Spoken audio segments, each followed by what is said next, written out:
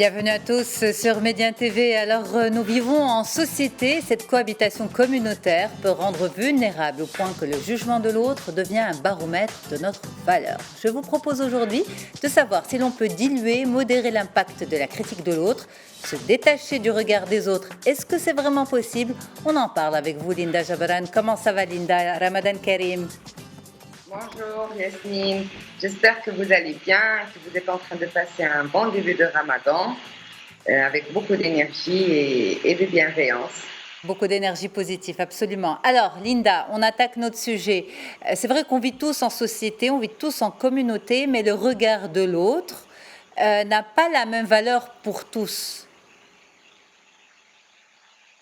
C'est sûr, parce que l'impact du regard de l'autre et du jugement de l'autre est différent d'une personne à une autre. C'est clair, cela dépend aussi de la construction de sa personnalité et de certaines de ses valeurs et de ses croyances. Et plus encore, cela dépend aussi de son estime de soi, de sa confiance en soi et de son affirmation aussi.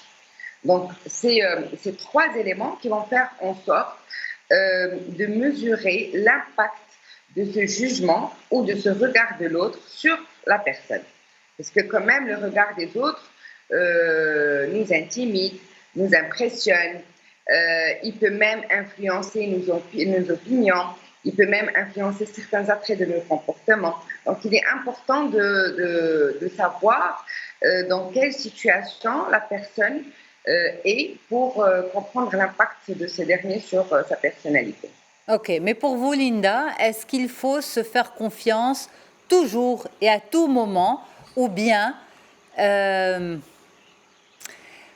on peut toujours compter sur le regard des autres pour savoir si ce que nous faisons est juste ou pas?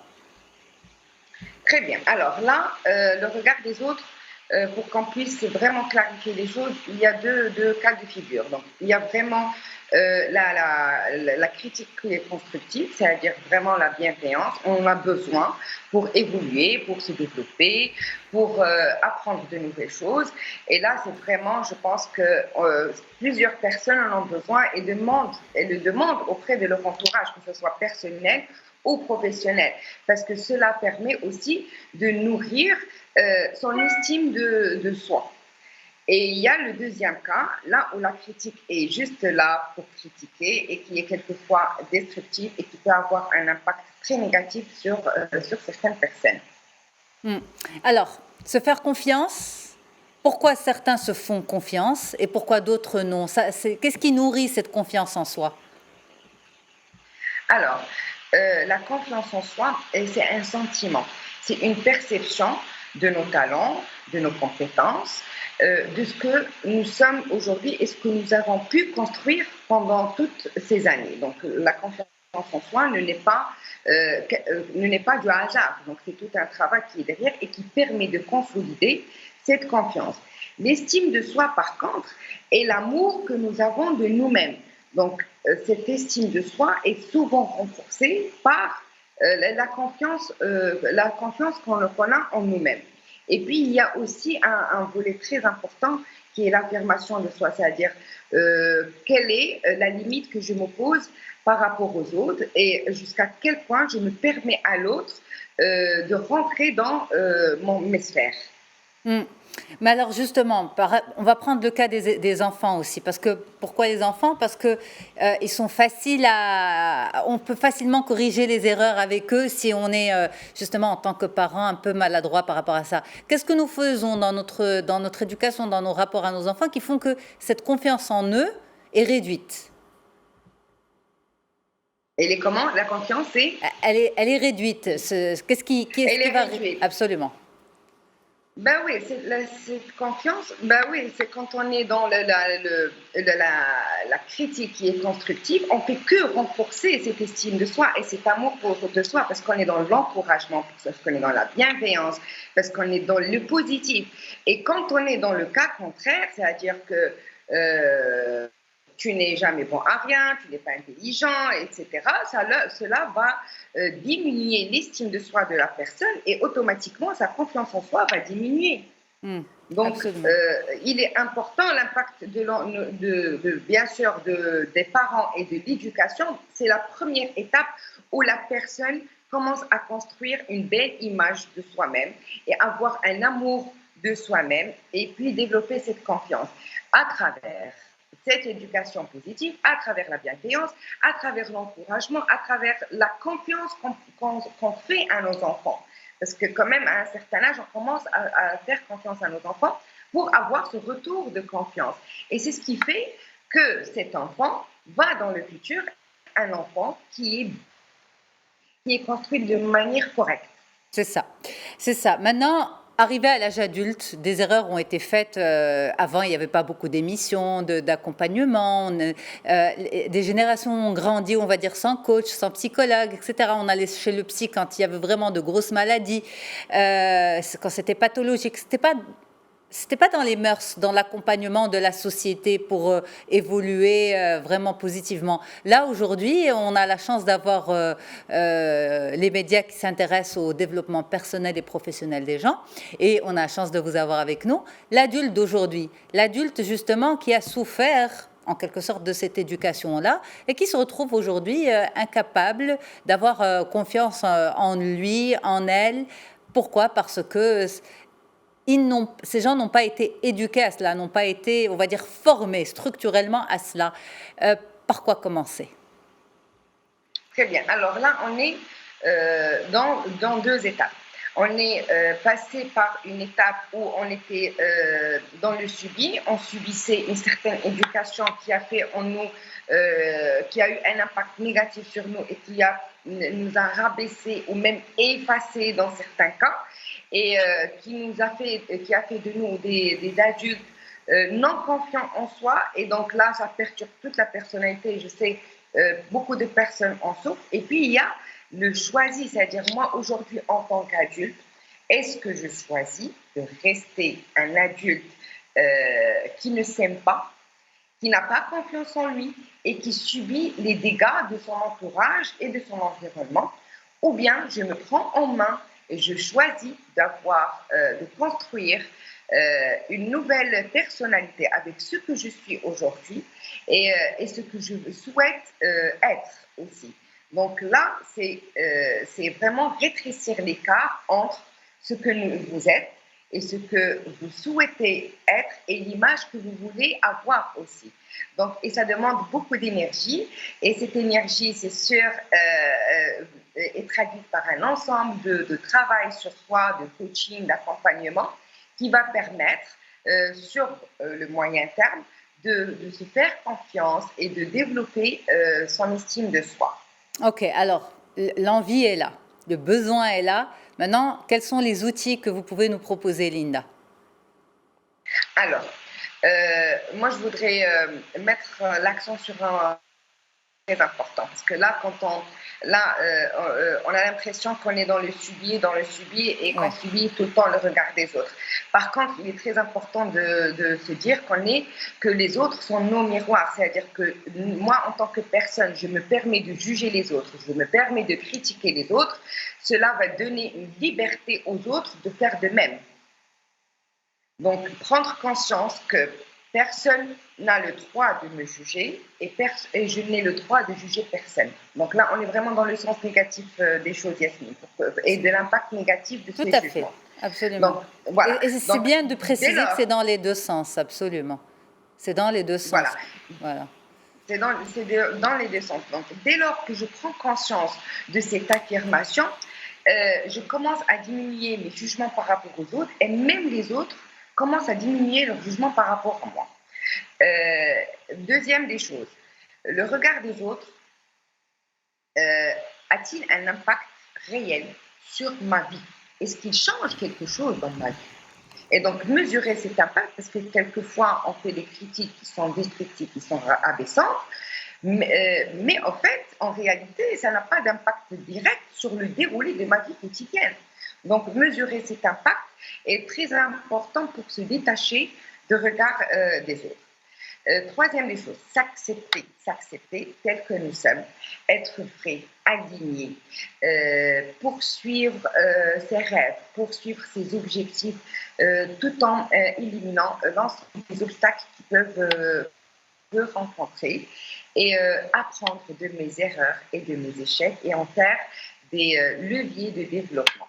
Donc, je pense que commencer par ça, c'est déjà très bien et c'est déjà un grand pas qui va vous permettre de se détacher du regard des autres.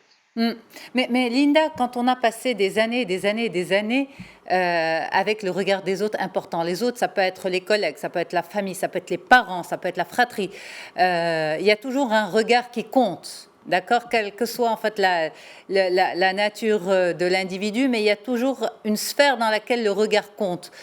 Vous avez énoncé une série de mesures. Maintenant, est-ce qu'on peut détailler chaque mesure, c'est-à-dire comment mettre en œuvre chacune de ces mesures? Pourquoi j'insiste là-dessus?